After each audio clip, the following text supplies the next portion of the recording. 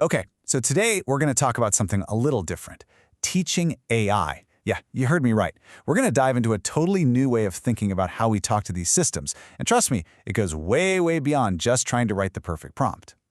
Have you ever had that feeling where you're talking to an AI and it just doesn't get you? You ask for something specific, and what you get back is, well, it's something else entirely. It's so frustrating. It feels like you're just talking past each other. And what's the first thing everyone tells you? Oh, you just need to write better prompts, right? The whole idea is that if you just get better at prompt engineering, if you just tweak your instructions perfectly, all those problems will just vanish.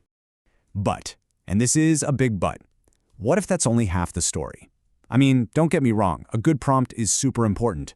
But what if it's just one tiny piece of a much, much bigger and honestly more interesting puzzle? And this is where we get to what I call the prompting problem. Because thinking about AI as just a vending machine, put in a better command, get out a better result, that whole approach, it's got some serious limits. See, when we're only obsessed with the prompt, we can end up totally misinterpreting what the AI gives us back. We might even start to trust its answers a little too much, and we forget that, hey, this stuff can be unreliable. But the biggest risk, we completely miss the chance to actually guide the AI, to steer it towards the kind of complex, nuanced thinking we really want. So why does this happen? Well, the problem isn't really just about the words we're using. The root of it is that we're dealing with two just totally different minds. There's this huge cognitive gap between how we think and how the AI thinks. Okay, this slide really lays it all out. Look at this. On one side, you've got us, humans. We think in stories, we get context, we use our life experiences to understand things. But then, on the other side, you've got the AI. And for the AI, it's all about probabilistic prediction and statistical patterns. It is literally just calculating the next most likely word based on all the data it's been trained on. And here's the absolute key takeaway. It's not thinking the way we do. It's calculating. So the big question is, how do we possibly bridge that gap? Well, there's this really cool new idea, a new framework that completely changes the game. It's about collaborating, not just commanding. And it's called AI-gogy. Get it? AI plus pedagogy, which is, the art and science of teaching. And that simple combination is the whole idea in a nutshell. We've got to stop just giving orders and start teaching. And honestly, that one little shift in thinking changes everything. We go from being a simple user who gives a command to being a teacher in this collaborative pedagogical relationship. It's not about demanding a perfect result on the first try. It's about guiding a learning process. And you've got to understand, this is not a one-way lecture where you just talk at the AI. Nope. The core idea of AI-gogy is that the learning is bi-directional. It is absolutely a two-way street. So first, we have to do some learning ourselves.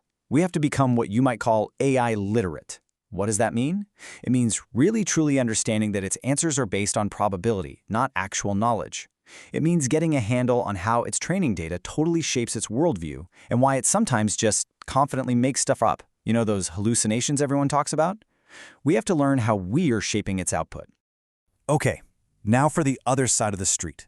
Once we kind of get the AI, we can start to teach it. And this is where it gets really interesting.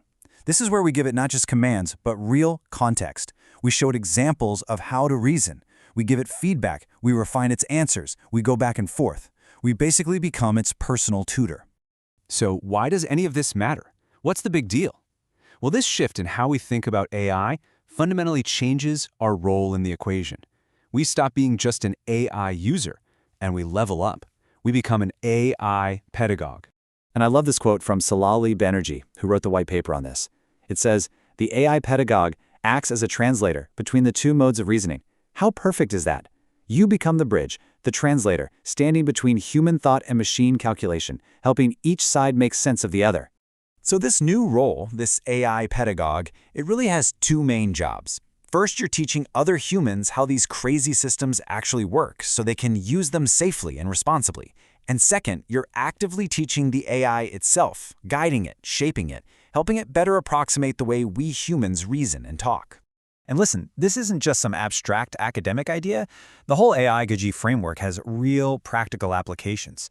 We're talking about things like creating real AI literacy across the board, helping companies actually adopt these tools in a smart way, pushing for responsible AI use, and even designing brand new workflows that seamlessly blend human and machine smarts.